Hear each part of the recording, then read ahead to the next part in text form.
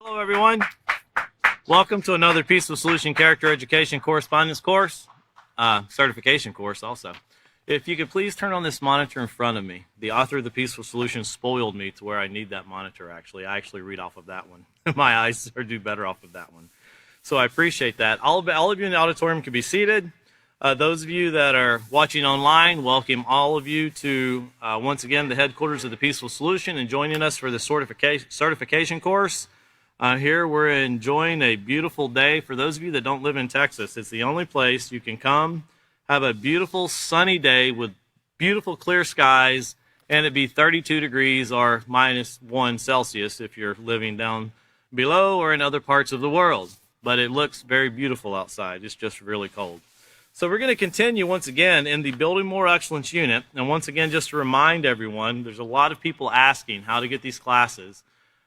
So we try to do it through repetition, and just remind that if people ask you, tell them the same thing. You know, you can go on the Facebook, the official Peaceful Solution Incorporated is what it is, and you can watch the classes as some of you are watching on there right now. You can listen to them on Spreaker. It goes all the way back to the very beginning of this certification course. And of course, you can also just go to the Peaceful Solution app or go to www.peacefulsolution.org. And you can also watch classes from there. And yes, there are some that are being translated into Spanish, either Spanish subtitles or being translated through AI to do that. And of course, when they're translated through AI, we have people that go back and check to make sure our words are matching up pretty well, because sometimes interpretation can be a little off. So we have our people who are certified teachers to check to make sure that these things are going according to what we need them to go as. You don't want to be off in left field somewhere. But once again, if you can turn over, we're going to be looking at pages 148, 149, where Catan actually left off, William started, just to get back into our mind, because we're talking about leadership and the deciding factor here. And we're in chapter 4 once again, looking at page 148 and 149. And of course, we're talking about different types of leaders. And Catan and William both did a wonderful job of bringing about what these are, how these apply. But the key word to all of this, as was stressed in the last two classes, is development. And it's very important that we understand, and we always try to picture in our mind that it's a growing process. It's a building process that has to be solidified. In other words, when we're building upon our values or our abilities to develop these positive traits and eliminate the negative ones, we have to truly, make it strong, solidify it, concrete it, so to speak. You don't want it to be like sand, but more of something of substance that, even something like a Kevlar, something that can take a little bit of beating, because it's going to come. One thing about developing positive character, it's always going to be a challenge.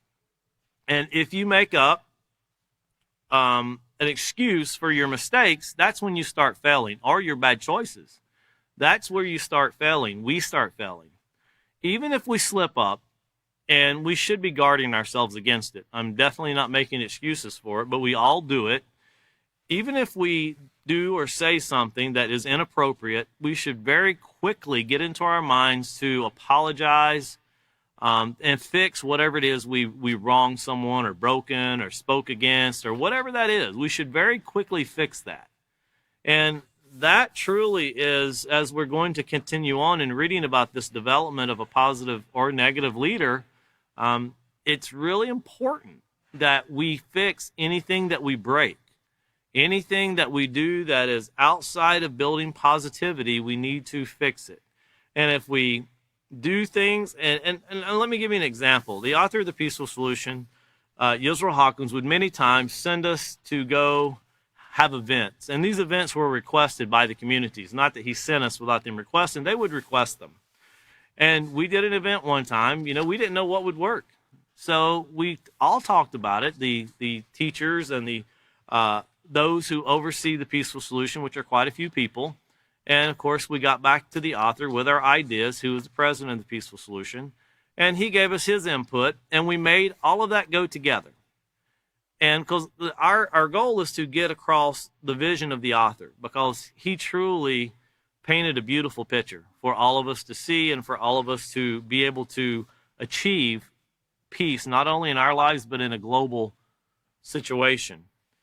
And we would go to an event, and sometimes they went really well. I mean, it was astounding how well they went. And sometimes you'd have a lot of people show up, and sometimes not so many show up. And you never knew which one was going to bring in a crowd and which one wasn't. But we went one time, and of course, it was okay. Not a lot of people came, but the people that came did well. And of course, we were kind of disappointed because we had just had an event before that the place was packed. There were people lined out the door trying to get in. We had to put seating all around the auditorium, and it was very inspiring.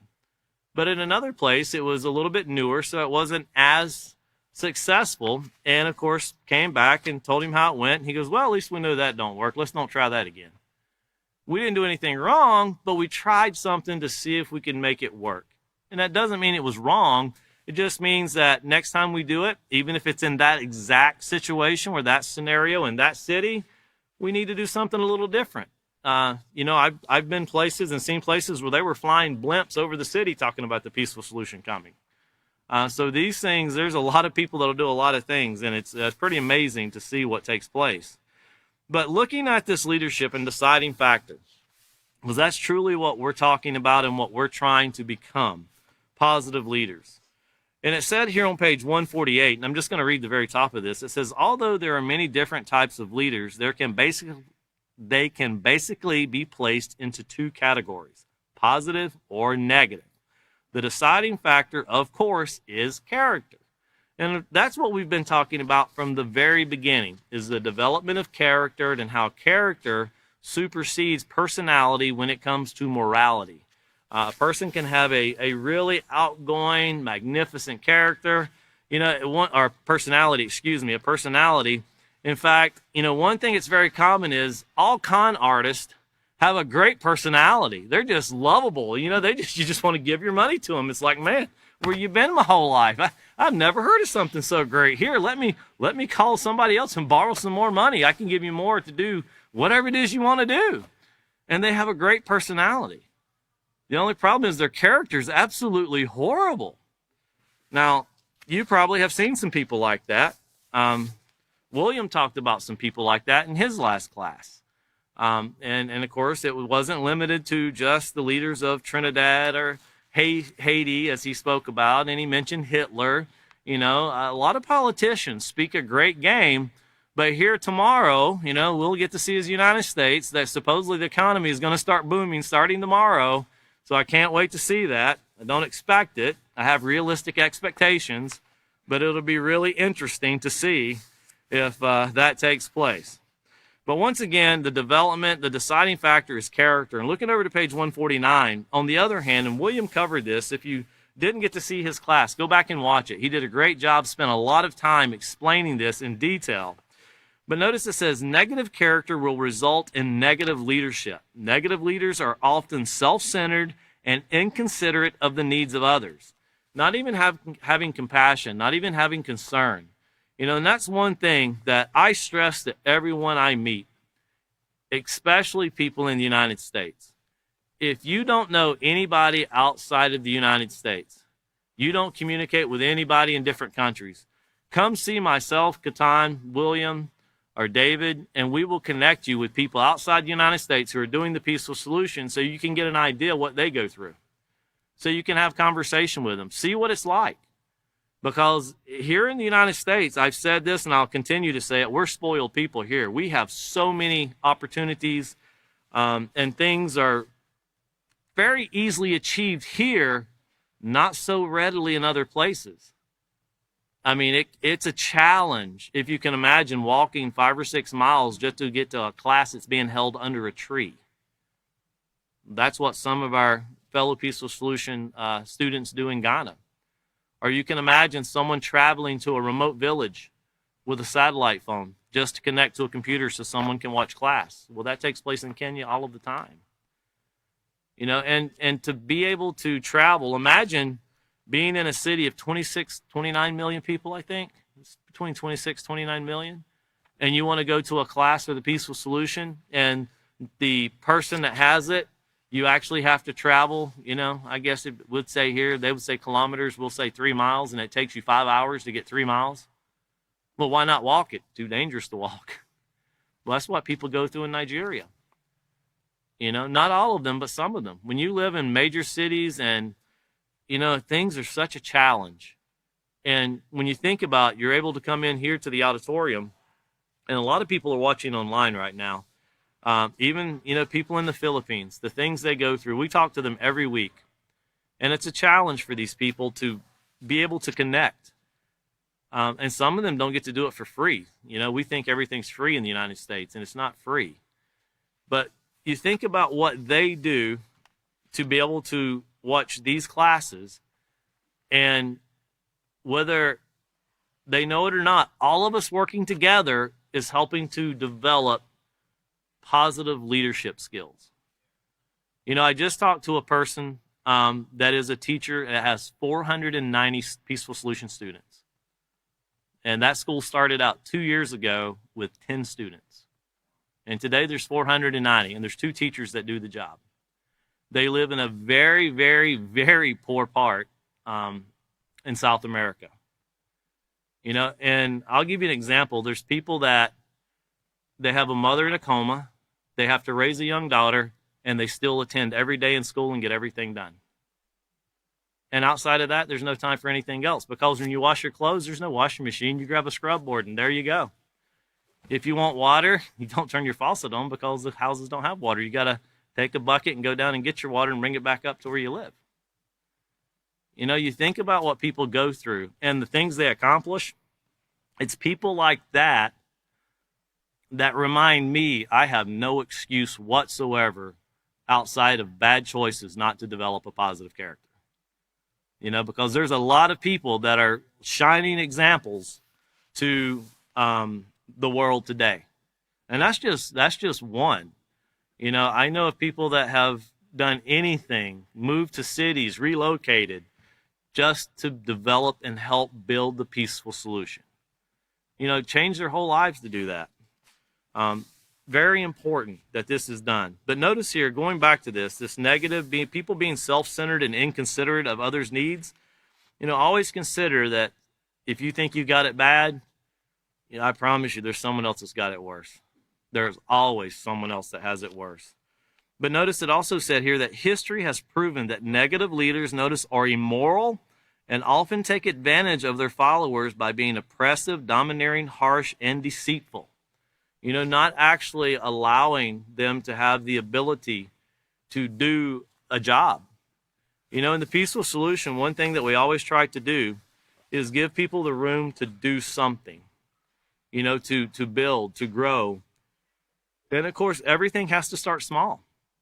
When we look back with Peaceful Solution instructors that dealt with Africa many years ago, and I'll tell you, this is the true part of the Peaceful Solution here in Abilene. Whenever a leader looks like they're doing a great job, it's usually the people they're working with are just really great people. They're developing the Peaceful Solution and the moral character in themselves, and that makes the leader look better, or the person that's working with them, or the group of people that's working with them look better. I can tell you lots of areas that myself and other Peaceful Solution instructors have worked with, and it could make you look like you're doing a great job, but I tell you, those people did all of the work, every bit of it. From Mexico to Colombia to Puerto Rico to Trinidad and Tobago, Ghana, Somalia, getting into Sierra Leone, Zambia, Kenya, Morocco, Uganda, and even places in the UK. It all took place because these people worked hard, and they're working to get the negative character out of themselves. And of course, all we need is an opportunity. But looking down here, once again, William covered these list of character traits that define a negative leader. And of course, you see selfish. And one thing you have to do when you're a Peaceful Solution instructor or striving to be, you have to give up your time for studies. That's a must. And this is something we have to do, and that's what you're doing right now. Being rigid, immoral, deceitful, being inconsiderate, hateful, revengeful, and even unremorseful. And that's a great contrast compared to what Catan brought out on here on page 148 that a positive leader has, a moral attitude, very strict regard for what is right and proper behavior. They're humble, respectful, decisive, optimistic, determined, flexible, compassionate, considerate, and patient. And one thing to remember, decisive doesn't mean that as soon as someone asks you a question, you go yes or no immediately. Patience plays into that too. I can't tell you the times I would ask the author, who was very well educated, very well traveled around the world, a man that had a lot of knowledge, and I would always go and ask him, because if I wanted to go somewhere or do something, he usually has already been there, or at least had an idea of how things worked. And man was very, very knowledgeable. Sometimes you have to be patient in getting your decisive answer. It's not always a yay or nay in 2 seconds or less. Sometimes it takes a little bit of search, a little bit of trial and error, and figuring it out. But of course, a positive leader is willing to go the extra mile and see what needs to be done to get these things accomplished. Let's go back over to Procedure 3, because we want to read. We're going to be on page 153 starting off tonight. So let's look at Procedure 3, because this page right here will finish it up.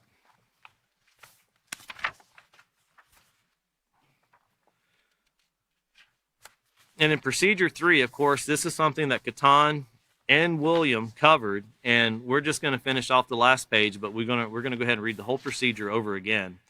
It says, explain that the quality of leadership is dependent on character. Leaders with positive character who uphold moral principles will be positive and effective. Negative leaders, on the other hand, promote immorality and take advantage of their followers in many ways. Have students turn over to page 148 in their handbooks and read the section entitled The Deciding Factor. You can assign the exercise found on pages 150 to 152 as homework, or allow time for students to complete in class as time permits. Discuss the answers of at least one of the positive and negative examples of leadership. Emphasize that in order for there to be unity, growth, and development, there must be positive leadership. And of course, if you notice there, doesn't mention page 153, but when you go to the next procedure, you see page 154. So we need to get to page 153 before going into page 154. And just, very quickly, to give an example of how the mind can be clouded on what positive and negative leadership is, and I'll use tomorrow for an example, since tomorrow the transition of president will go from President Biden to going back to President Trump. And you can hear different people talk, and people will tell you that President Biden's just a horrible leader, did horrible things, made no sound decisions. And the same people tell you the same thing about President Trump. Man's a horrible leader, horrible decisions, did horrible things. And none of those people actually will tell you that based on their character. It's all about what they did for them, and we've got into this as a global society. Government does it. And pay attention to these things when you watch the news, especially the Secretary of State or the chief diplomat for nations. You will always hear, if it's from the United States, well, we're here to see what is in America's best interest. If it's Sergei Lavrov from Russia, well, what is in Russia's best interest? In China, well, what is China's best interest? France, Italy, all of these countries, you will always hear them say, we have to do what is in so-and-so country's best interest. You'd think there'd come a time where someone would say, we have to make a decision, because this is what the peaceful solution would say. We have to make a sound decision on what is in the world's best interest when it comes to developing character education. Not just the United States, not Mexico or Canada, not Central or South America or Eurasia or Australia or Antarctica, or even Africa. The whole world, because there's nothing in here that cannot bring us together if we put it into play. Now, there is a downside to developing morality. Everyone does know that, right? There is a downside to developing positive character education. The military industry will be obsolete. There'll be no more money made in bomb making or bullet making. We will reduce the sale of guns that are used for crimes drastically. Hospital bills will be reduced drastically. In fact, the reduction of the medical system will be greatly reduced because risk-taking behavior will not exist. And society will become a better place. You won't have to worry about going to the shopping mall, and putting your hand on a cart and getting norovirus because someone just placed a little bit of substance there from their own body that you just ingested, and tomorrow you're sick. People will actually care. And a lot of people think this is strange, but all of you know this. Before you come into the Peaceful Solution Auditorium, you have to wash your hands. That's required because that's showing respect to others. It's not just for yourself, it's showing it for others. And that's why it's always been practiced. It's a lot of us come from different places, and, a lot of people want to go to the bathroom and wash their hands, but here we wash your hands right when you come in the door. And once again, it's out of respect for everyone. Well, you're looking here on page 153. It says what it boils down to. Leadership without consideration, care, and concern is devastating to individuals and society as a whole. Now, here I'm going to test you because we just made a quote and we didn't use the word, but we used the definition. And see if you can catch what's supposed to be there or what is actually there, but you don't see it. You see the definition for it. Leadership without consideration, care, and concern. Consideration, care, and concern. So hold on to that. We'll get to it, okay? We'll bring it back. I did hear somebody say positive moral character. That is part of it, but this is the foundation of all positive communication. And we have a unit named after this, actually. I hear self-control. We're getting close, but that's not it. Self-control is the foundation of all moral behavior, and you'll find that on pages 4 and 6 of the self-control unit. Yes, I heard it, respect. The definition for respect, and we'll cover that again tonight. But the thing about it is no one said a wrong answer, actually, because it's hard to be wrong when you're developing moral character. But just to get it into our minds, turn back over to page 11, because we want to remember what we went over so far in this book. And since we're looking at this book, I didn't make slides for it. And for those of you that are watching online, if you don't have the book, you can download the PDF version free of charge. So you'll have the book there on your computer. And I know a lot of people that actually look at the book on their computer screen while listening to the classes through the websites or through the apps. And here on page 11, notice it said, moral principles can be applied to the environment and how we care for it. And I want you to think of more than just cows. And you see cows, you see a farm, you see chickens, you see turkeys. Think about it in a global scale. Because I can tell you right now in Syria, Damascus, they're not worried about turkeys or chickens. In the Gaza Strip, they're not worried about that either. If you go to other places like in Sudan, they're not really worried about it either.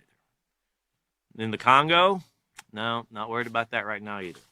But notice what it says here. It says, we need air, water, and plants and animals to survive. That's all of us. And I want you to think, though, what you hear when you hear world leaders say, we need to do what's in our best interest. Well, how many countries need clean air, water, plants, and animals to survive? Everybody does. This is a global interest. This is in the world's best interest. These and more make up our environment. And you see the whole earth right there. I know there's a lot of people that want to go to Mars.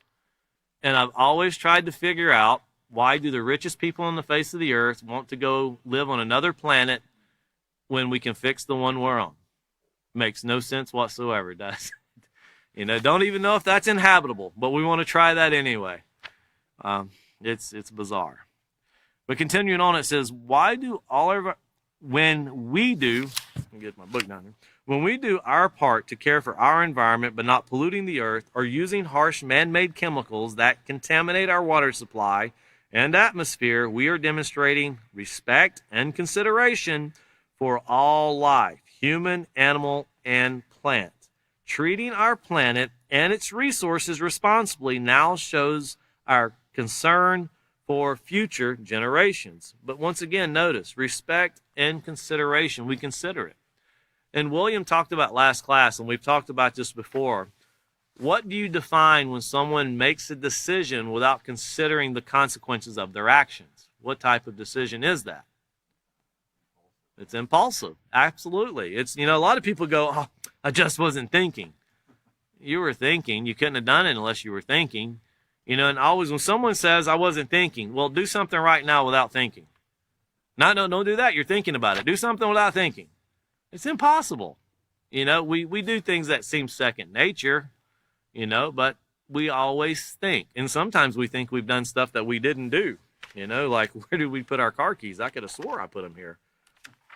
Look over to page 22. And once again, we're concentrating on the word consideration. Thinking about, for everything we do, for every action, there's a reaction. That means everything we say, there's a reaction to what we say. We actually put into play emotions with our words. The things that I'm saying are causing you to think. Imagine when you're on a work site and people start arguing. Or if you're in a group of your friends. I know a lot of people that have groups of friends that meet all the time. And imagine if you say something harsh and they're actually your friends, but you're saying things that are harsh to them, or you're putting them down. And you think to yourself, have I ever done that? Sadly, I don't have enough hands to put up to answer that question. I think we've all fallen in that situation where we've all said things that, man, I'd like to go back and take that back. I would really like to go back and take those words back, because I can't remove the emotions that I've just set into play. The things that I've just caused to have an effect on other people that are going to cause another effect. And the challenge is to consider our words, chew up our words before we spits them out, as the lady from Alabama said. Well, here on page 22, we see number 3, patience and self-control. So when someone says self-control, it plays a lot into this. You got to have self-control to have respect. And a test question really quick. Who is the first person you must learn to respect? Yourself. Absolutely. Yourself. But here, number 3, a patient person is able to wait calmly without complaining for the things they value and want. Now, when you were a child, did that define you? It did not define me. Me and my 2 brothers were the kind of person that was saying, are we there yet? 3 minutes after we got in the car. That was just the way it was. But notice, patience also extends to how you treat others, especially if they are antagonistic or hostile. In many ways, patience and self-control go hand in hand. To maintain your composure or delay gratification requires you to avoid acting, notice, impulsively, without making decisions, without considering it. Notice we need to calm, careful consideration of a situation before acting, particularly out of anger or frustration, is the mark of a person who has self-control and is patient. Now, that doesn't mean that you're not sitting there on the inside, Sometimes you probably, I've seen people bite their lips, bite their fingers, bite their tongues. Don't hurt yourself, but if you need to bite down on your tongue to keep it from coming out like a whip, flashing all over the place, it's probably a great idea. Just don't bite your tongue off. You're going to need it, So be careful with what you do. But consider, if you can consider your words to be like bullets out of a gun. And I don't mean to be graphic, and I'm not endorsing, shooting things or people. Yes, I own a gun. Everybody in Texas owns a gun. I've never been hunting in my life, and I don't remember the last time I even fired a gun, to be honest with you. I didn't shoot a gun until I was 35 years old. I only did that because a friend of mine said, let's go to the gun range. Didn't even know how to hold a gun, load a gun, nothing. So they're not really that important in my life. But I want to use that as an example because if you've ever seen a gun fired, you understand the impact and the result that comes from it. And imagine your words being like bullets. And once it leaves the chamber heading toward that person, there's nothing you can do to take the damage away. You can't apologize enough. You can't, I should have never did it. It's already done. So what's the best thing to do in those situations?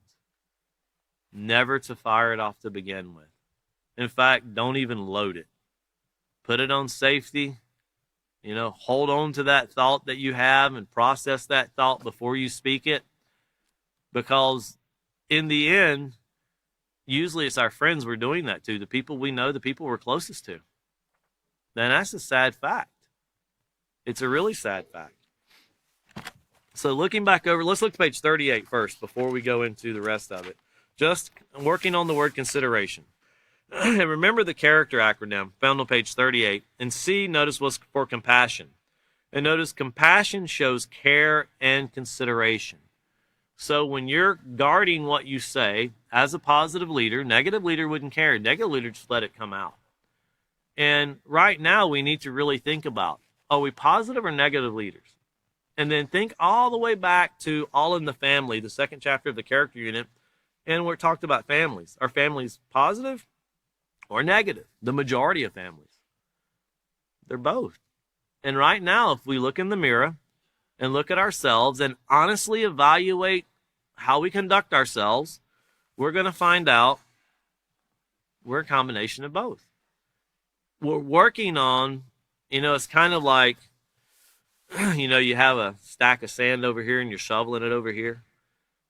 For every shovel you put over here, you make this pile bigger, and you're reducing this one. So let's say you're reducing the negative and you're making the big one, the other one bigger. That's the positive character. That's the positive leadership. But every time we do something that is inconsiderate, not compassionate, very uncaring, it's like for every shovelful we took out, we get a dump truck to bring it back and dump it. And we got to start digging that back out again. And the pile becomes so much bigger. It's very hard to get everything over into the positive side because that goes a little bit at a time. That's a day-to-day grind. That's a little bit. But the danger we can do whenever we don't practice positive leadership or positive character, the damage that can be done can be massive in such a short time.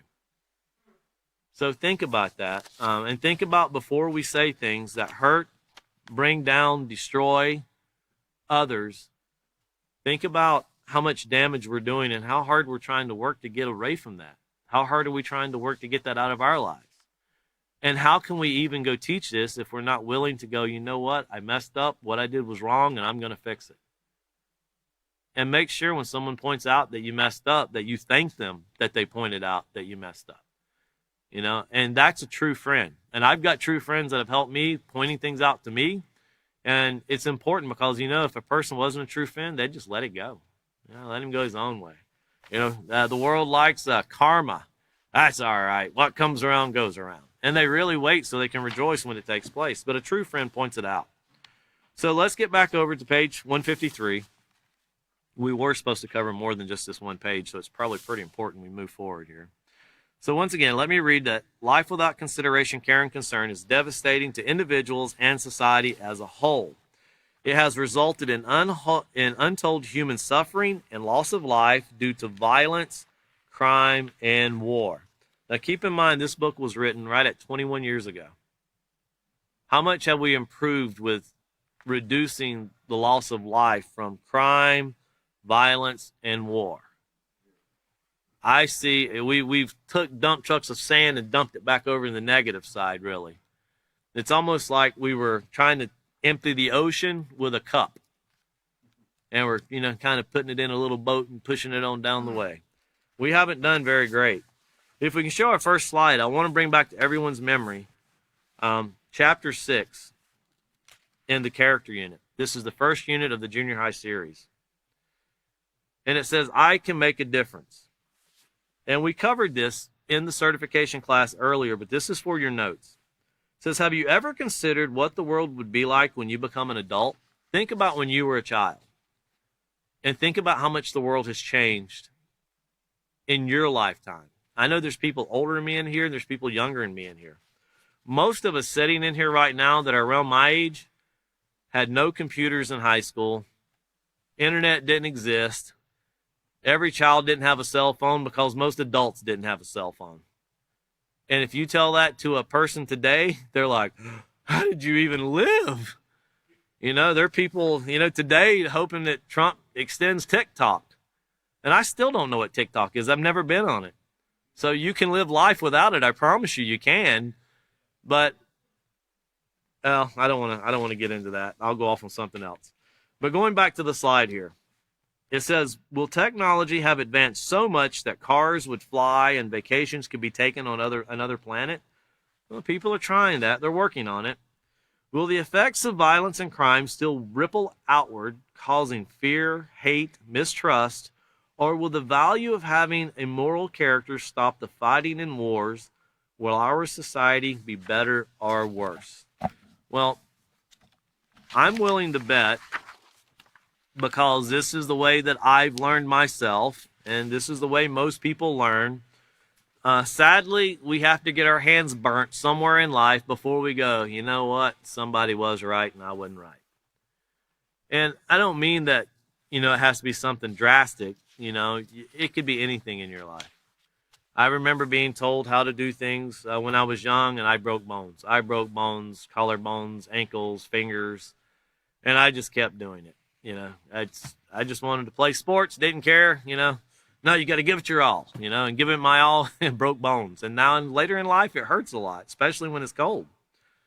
But think of things, your personal lives, and you don't have to mention it, you don't have to talk about it, just evaluate yourself in your personal life. What are some things that are negative in your life you could have prevented? And I've talked to a lot of people, and this is something that society likes to label people. And we've taught in a lot of prisons, and I enjoy teaching in prisons more than I do any other facility. People there are some of the most engaging. The conversation is great, and they'll always tell you, if someone had told me this, I could have made a better choice in my life. Most people were never told how to make a difference. A lot of people were neglected. Some people came from great homes. A lot of people didn't. But there's a lot of people that will look at someone because they have a prison record, and they'll go, oh, that person's been to prison. I guarantee you in the United States, there are more people outside of prison that's never been, that should have technically been in prison, than actually went. I can almost guarantee you that. I've never been to prison, but if you get down into the nitty-gritty of the laws, I think it's not hard to do something in the United States. Go back and look at the 3 strikes in California. You don't have to do drastic crimes to be put in prison for a long time. And all of us have. If you're driving, I'll never believe someone, oh, I've never broke the speed limit. Never in my life.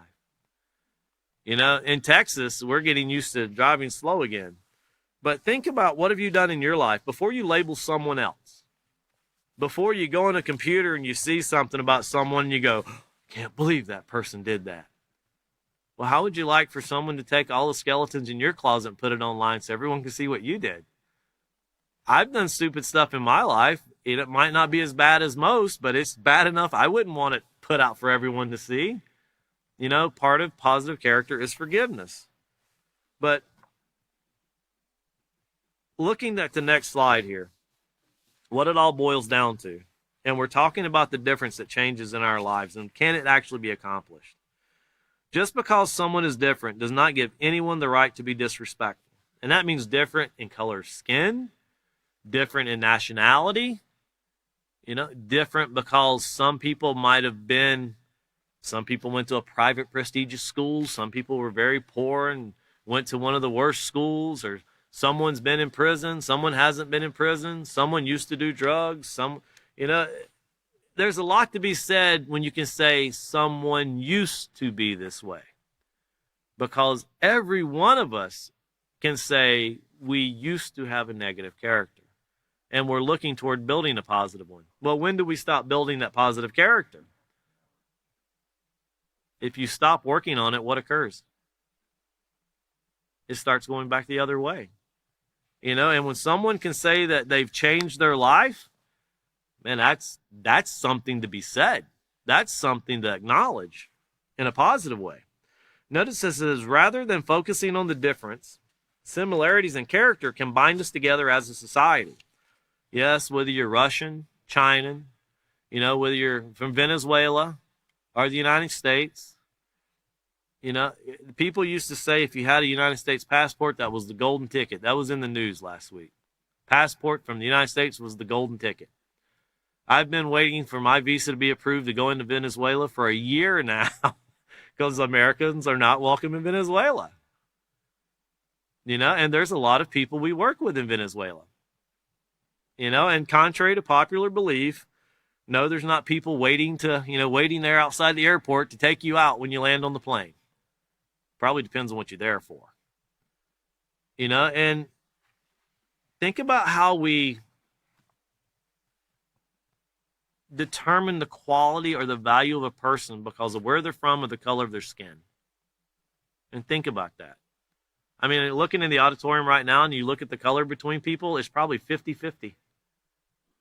And no one here even cares because that didn't determine your worth. What determines your worth is your character. But notice here, character traits such as respect, compassion, and consideration bring unity and peace in society. So getting rid of the stigma of labeling people, some people call it dogma. My friend Malik Obama uses that word a lot, the dogma of society. And the way people do things and how they conduct themselves to label someone is usually to lift themselves up. That's what negative leaders do. That's the deception that a negative leader will do in downing other people to make themselves look higher. That's a perfect example of a negative leader. But if you look down to here on page 153, it says leaders have a responsibility to those who look to them for guidance and direction. A positive leader combines traits such as compassion and consideration to bring about greater unity, peace, and overall improvement to the quality of life. And looking at the next slide, I want to bring this back to your mind because this is one of the most important pages in the Peaceful Solution Character Education program. This is probably one of the most quoted pages that I use and that the author of the Peaceful Solution used on a global basis. This comes from the section entitled The Ripple Effect, Chapter 5 of the Character Unit. And we've read it in here many times. And it says, in the same way character shapes an individual, develop, grows, molds, it can also shape society. So the same way we're either making our character positive or negative, the reaction of what we do shadows off into society, or it ripples outwardly into society. So as we shape ourselves, we're shaping society. And it's just a kind of an involuntary thing because society is what we make of it. If we work to make ourselves better, society naturally becomes better. If we don't work to make ourselves better, society naturally becomes worse. But here it says, it can also shape society, which in turn forms our nation. In essence, character can shape our world. A choice, either positive or negative, starts with one person, but can affect not only that person, but also a family, society, and even the world. We live in a society where our need to belong makes us interdependent upon one another. It doesn't matter where you live. Next time you use an item that you bought, and I've got to where I do this every time I use something. I will look to see where it's made. And I don't look to go, things made in China, made in Taiwan. I'm actually interested in what countries are making. I look at it from a very an educational point because I want to know what these countries are doing that actually help themselves. Because I tell you, we found out during COVID that if you don't have Taiwan, you don't have computer chips. Shut down the automobile industry here in the United States very quickly. Now, when you think about your tires and all of these things, and you hear people say, bring the jobs back to America. America, and I don't mean this in a negative way because I'm a U.S. citizen, the United States is not the only country on the face of the earth. We have to work together as a group of people on a global scale to make our world better. And creating the rest of the world as our personal slaves is never going to be, and I say that slave in a negative term, to where they work and we benefit. That doesn't benefit anyone. Everyone should receive a benefit. Everyone should receive the reward of doing what is right. Continuing on here, it says, because we rely on and need each other, our behaviors affect one another in both positive and negative ways. Our ability to affect each other is like a stone dropped in a pond, causing one ripple after the next, each one larger than the one before. And going over to the next slide before we get into procedure 4, just want to read this out of the respect unit. And of course, this was page 1 of the respect unit. And it said, in this unit of the Peaceful Solution Character Education program, you will learn how to develop the positive character trait of respect. Respect means to recognize the value of people and the things and to treat them with consideration, care, and concern. We always call that the 3 C's of respect: care, consideration, and concern. And notice it says respect can be applied to many things. You can show respect to yourself and others. You can show respect for your own possessions as well as someone else's. You can show respect for the environment. The foundation of respect is constant, regardless of whether you are demonstrating respect for a person, an object, or our planet. So notice it always has to be there. It has to be constantly done. You can't take a break. Well, I was respectful today, but tomorrow, nah, I can't do it. Or, someone irritates you and you get to the point to where it's like, I've showed enough respect. It's time for me to get disrespectful. Because that's literally saying it's time for me to give up. That's literally what it's time for me to go to war. It's time for me to start a fight. It's time for me to work against developing peace. That's what we're literally saying. So with that in mind, look back over to Procedure 4. Procedure 4, found on Lesson Plan 4, page F. Notice it says, explain that leadership does not always mean having a specific position. Leadership is primarily being able to take the initiative to make positive decisions based on facts and standing firm, even in the face of opposition. Have students turn to pages 154 through 156 in their handbooks to the section entitled, Can You Be a Leader? And What Makes a Leader a Leader? Choose students to read the 2 stories about Tim and Kelly found on page 155. Discuss the leadership qualities based on the following character traits: responsibility, initiative, courage, and determination. So looking over here to page 154,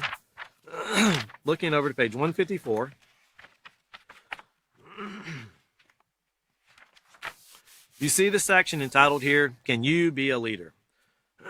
Excuse me.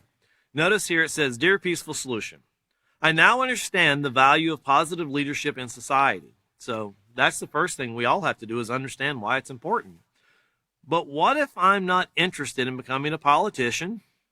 That's a benefit. Or a community leader. Do I still need to develop positive leadership skills? And the reason I say a politician usually has this negative connotation to it. We have met very positive people who are politicians, and won't mention their name across this podium because then you get off into people are endorsing people, and we don't do that as a nonprofit organization. But there are some very positive leaders that we have met that are in the political field, that are currently still in the United States Congress and Senate, and they have helped us greatly in pushing the Peaceful Solution Character Education Program. And if you've ever seen presentations in years past, you'll see them actually giving speeches and talking about and endorsing the Peaceful Solution. Well, continuing on here. The question is at the very top, can you be a leader? The challenge is going to be, will I have a voice for the next 12 minutes? It's about gone. The answer is a resounding yes. Developing leadership skill is more than just preparing for a career in the future. You can use the skills of leadership to improve your life right now and encourage others to improve theirs as well. By developing leadership skills, you will gain the confidence to make decisions that will help you maintain your positive character. Once again, we talked about how your character is like the maintenance on a car and how you have to constantly maintain it. And then I had someone call me after that. Oh, is that why my car keeps breaking down? They told me I changed the oil 15,000 miles ago, and I thought that was great because it hadn't used any since I put it in. And I thought, man, I'm glad you're not driving my car. But, they were saying it jokingly, but yeah, of course, you can neglect things, but eventually it's going to break. You have to keep it in working order. You have to work at it. Same thing with our developing our leadership skills. We have to constantly work at it, constantly try to improve it. Notice it says, keep in mind that what you're learning in the Peaceful Solution Character Education Program can be used throughout your life, in every aspect of your life, no matter what career you choose. So no matter what you do, this can be used. Whether you are aware of it or not, you have probably been given opportunities to lead without realizing it. If you have younger siblings and have been put in charge of them, once again, William talked about this, and he kind of gave me the credit for the in charge thing, but I'm not the one that actually that brought that into fruition of teaching. It was and I'll say this just because it's really important. The author of The Peaceful Solution, he used to, one of his, I would say, pet peeve was when someone would say, I'm in charge. Because he would laugh. I don't know how many times I would hear him say, well, everybody wants to be in charge, but who's responsible? That's who I want to talk to. Who's responsible and can get something done? People that want to be in charge usually just want to be able to say, I'm the one that does this. Well, who's responsible? So once again, if you have younger siblings and you have been put in charge of them, or you've been put responsible for them, then you have had the opportunity to lead. If you have ever been captain of a team, head of a group project, held an office in a club, such as president or treasurer, then you have already led others. All of these and more are common ways in which people practice leadership. Then notice practice. Remember the value, imitate, practice in the character unit, making the VIP, making of a very important person through value, imitate, and practicing positive character. Leaders are people who have the courage to take on, notice, the responsibilities, not just to be in charge, but the responsibilities, complete tasks, and encourage and organize others to work along with them. And I can tell you, I've learned in the Peaceful Solution, you might be given some of the most impossible tasks you've ever thought about. And I mean, you might be sent to do something that you look and you think there is no way that can be accomplished. And I've learned that there's always a way it can be accomplished. You know, there's always a way things can be done. There's always a way you can get things done. One thing I've learned, when you're given a job to do, and I'll tell you, one of the first jobs I was given that I didn't know what to respond to was when I was told, you're going to be bringing this program to Latin America. And I thought, that's great. I can't speak Spanish or Portuguese. What am I supposed to do? We don't even have a book to start off with. We had books, but not the books that we needed to start off with. We didn't even have them in their language. How's that going to be accomplished? And I remember looking at the author, and he looked at me, he goes, well, now that's your problem, isn't it? And I thought, well, yeah, you're right. It is my problem. But you know what? It's funny because after you start working and trying to get things done, you start meeting people. And you meet people that take hold of this. And it's like, I can tell you right now, we have a lot of books in Spanish. And we have a lot of classes in Spanish. We have a lot of groups going on in Spanish culture or Latin America.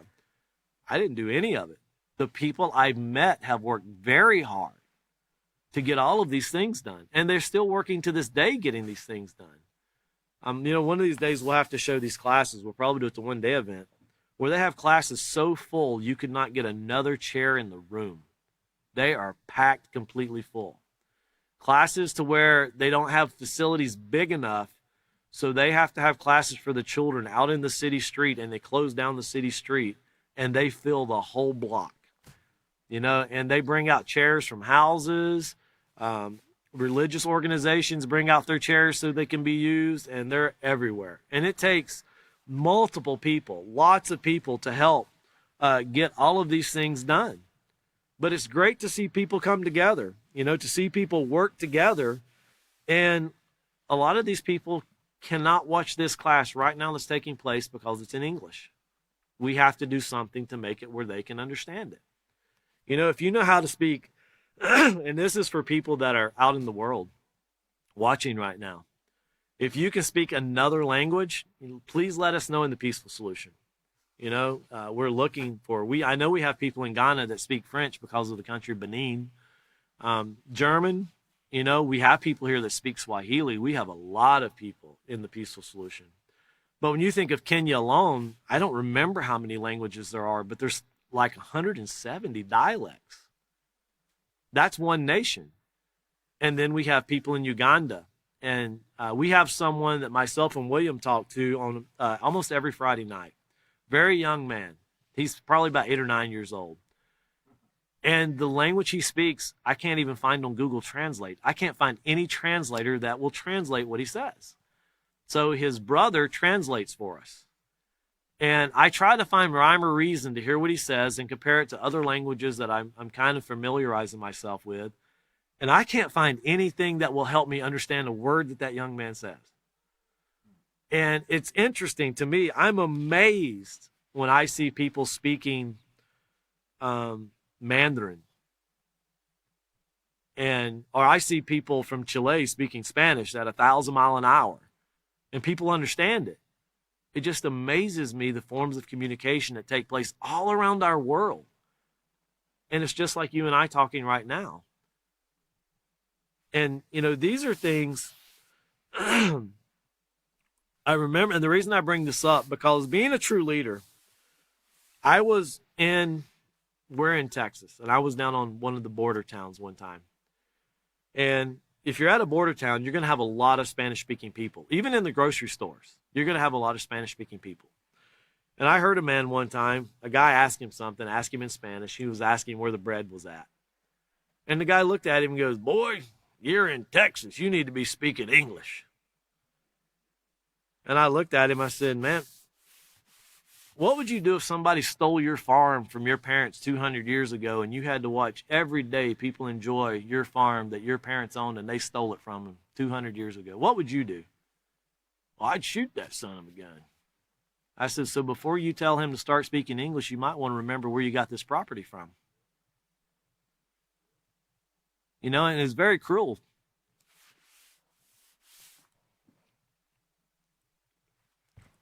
Think about what we do to others when we grade them by nationality or by the way they speak. Think about the hurt that takes place. We're in the United States, but I can tell you right now, I've traveled to many countries.